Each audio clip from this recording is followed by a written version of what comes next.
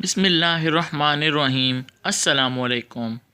مسلمانوں کی تاریخ میں کچھ لوگ ایسے گزرے ہیں جن کا نام رہتی دنیا تک قائم رہے گا۔ محمد بن قاسم انہی ناموں میں سے ایک نام ہے۔ 17 سال کا یہ نوجوان یہ کر جائے گا جو بڑے بڑے حکمران نہ کر سکے، یہ کسی نے سوچا نہ تھا۔ محمد بن قاسم کا نام کسی تعارف کا محتاج نہیں۔ کون سوچ سکتا تھا یا کون کہہ سکتا تھا کہ یہ نوجوان اس حد تک اپنے حکمرانوں کا حق ادا کرے گا جو بڑے بڑے حکمران نہ کر سکے۔ شاویز بنارس یوٹیوب چینل کے اندر آپ سب کو خوش آمدید کہتا ہوں۔ سبسکرائب کر کے بیل آئیکن کو ضرور دبا لیجیے گا تاکہ آپ سب کو میری آنے والی ویڈیوز جلد از جلد مل سکیں۔ آج کی اس ویڈیو میں آپ سب کو محمد بن قاسم کی زندگی کے بارے میں بتاؤں گا۔ محمد بن قاسم کا پورا نام محمد بن قاسم التحقفی تھا اور ان کو عماد الدین کے نام سے بھی جانا جاتا تھا، جو کہ ان کا لقب تھا۔ محمد بن قاسم حجاج بن یوسف کے بھتیجے تھے۔ محمد بن قاسم نے 17 سال کی عمر میں سندھ فتح کر کے ہندوستان میں اسلام کو متعارف کروایا۔ ان کو اس عظیم فتح کے باعث ہندوستان اور پاکستان کے مسلمانوں میں ایک ہیرو کا اعزاز حاصل ہے، اور اسی لیے سندھ کو باب الاسلام کہا جاتا ہے کیونکہ ہندوستان پر اسلام کا دروازہ یہیں سے کھلا تھا۔ دوستو، محمد بن قاسم 694 میں طائف میں پیدا ہوئے۔ ان کے والد خاندان کے ممتاز افراد میں شامل کیے جاتے تھے۔ جب حجاج بن یوسف کو عراق کا گورنر مقرر کیا گیا تو اس نے سقفہ خاندان کے ممتاز لوگوں کو مختلف عہدوں پر مقرر کیا۔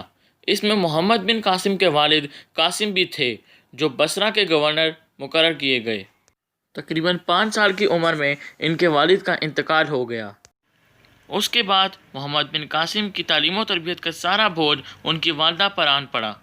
حجاج بن یوسف جو کہ محمد بن قاسم کے چچا تھے، انہوں نے محمد بن قاسم کی جنگ اور نظامی حکومت کی تعلیم پر خصوصی توجہ دی۔ حجاج بن یوسف کی سرپرستی میں محمد بن قاسم کو فارس کا گورنر بنایا گیا اور وہ ایک بغاوت کو ناکام بنانے میں کامیاب ہوئے۔ یہ اس وقت کا ذکر ہے کہ جب مسلمان تاجروں کا سیلون میں انتقال ہو گیا اور سیلون کے حکمرانوں نے ان کی بیوہ عورتوں اور یتیم بچوں کو انہیں سمندر کے راستے بغداد بھیج دیا۔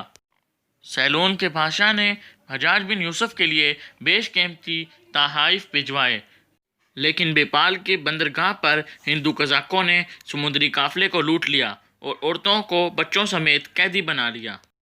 جب اس واقعے کا حجاج بن یوسف کو پتہ لگا تو اس نے راجہ دہر کو قیدیوں اور لوٹے ہوئے مال کو واپسی اور مجرموں کو سزا دینے کا مطالبہ کیا۔ راجہ دہر نے جواب دیا کہ بحری قزاقوں پر اس کا کوئی حکم نہیں چلتا۔ یہ جواب سنتے ہی حجاج بن یوسف نے سندھ پر حملہ کرنے کا فیصلہ کر لیا۔ حجاج بن یوسف کے پہلے بھیجے جانے والے 2 لشکروں کو تو ناکامی کا سامنا کرنا پڑا، جس کے بعد حجاج بن یوسف نے فیصلہ کیا کہ وہ راجہ دہر پر حملہ کرے گا۔ اس کی وجہ صرف راجہ دہر کی خود سے بنائی جانے والی پالیسیاں تھیں۔ اس کے بعد حجاج بن یوسف نے محمد بن قاسم کو سندھ پر حملہ کرنے کے لیے بھیجا۔ جب محمد بن قاسم نے دیبل پر حملہ کیا تو اس وقت راجہ دہر سندھ کے دارالحکومت الور نواب شاہ میں تھا، جو کہ دیبل سے تقریباً 500 کلومیٹر دور تھا۔ دیبل اس وقت دیبل کے گورنر کے زیر پرست تھا۔ اس وقت وہاں 5 سے 6 ہزار راجپوت اور چند دوسرے سپاہیوں کی ایک فوج موجود تھی، اور اسی وجہ سے راجہ دہر نے دفاع کے لیے ادھر جانے کے لیے فوراً کوچ نہ کیا۔ ایک نوجوان حملہ آور اس وقت حجاج بن یوسف سے قریبی تعلق رکھے ہوئے تھا اور ہر چھوٹی موٹی بات کی مشورہ بھی لے لیا کرتا تھا۔ اس وقت رابطے کا انتہائی مؤثر طریقہ یہ تھا کہ ہر 3 دن میں ایک بار خط لکھا جاتا تھا اور ہر 7 دن میں ان کا جواب بھی موصول ہو جایا کرتا تھا۔ لہٰذا حجاج بن یوسف اس معاملے کی خود نگرانی کر رہا تھا۔ بیبل کا محاصرہ کچھ دن تو جاری رہا، لیکن پھر ایک جاسوس کی جانب سے محمد بن قاسم کو مندر پر قبضہ کرنے کا راستہ فراہم کیا۔ عرب فوج مندر پر سیڑھیاں لگا کر مندر میں داخل ہو گئی۔ اسلامک قوانین کے مطابق وہاں کے بادشاہوں کو اسلام کی دعوت دی جائے اور اس کے بعد مندر کو توڑ کر وہاں پر مسجد تعمیر کر دی گئی۔ ناظرین، محمد بن قاسم نے مسلمانوں کی رہائش کے لیے صحن میں 4000 کوارٹر تیار کیے۔ محمد بن قاسم کی یہ تاریخی فتح مسلمانوں کے لیے ایک بہت بڑی کامیابی تھی۔ پھر محمد بن قاسم کی فوج کا مقابلہ راجہ دہر کی فوج اور جٹوں سے ہو گیا۔ اس جنگ میں راجہ دہر مارا گیا اور اس کی فوج کو شکست ہوئی اور محمد بن قاسم نے سندھ کی بھاگ دوڑ سنبھال لی۔ ناظرین، اس کے بعد میں آپ سب کو محمد بن قاسم کا شخصیت کے لحاظ سے کردار بتاتا ہوں۔ ناظرین، وہ زبردست جنگی قابلیت اور انتظامی صلاحیتوں کے مالک تھے۔ ان کی ان صلاحیتوں کا ثبوت سندھ کی مہم کی کامیابی ہی ہے۔ ان کے اخلاق کا اندازہ آپ اس بات سے لگا سکتے ہیں کہ غیر قوم ان کی گرویدہ ہو گئی تھی۔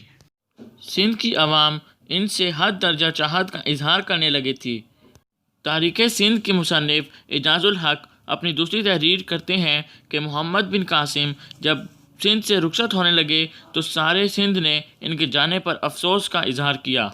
ان کی وفات پر مسلمانوں نے بہت ہی زیادہ افسوس کا اظہار کیا اور ہندوؤں اور بدھوں نے اپنے شہر میں ان کا ایک مجسمہ بھی بنوایا۔ تو دوستو، آپ محمد بن قاسم کی زندگی کا یہ واقعہ سننے کے بعد یہ اندازہ لگا سکتے ہیں کہ اگر بندہ محنت کرے تو وہ کامیاب ضرور ہوتا ہے اور اللہ اس کی ہمیشہ مدد کرتا ہے۔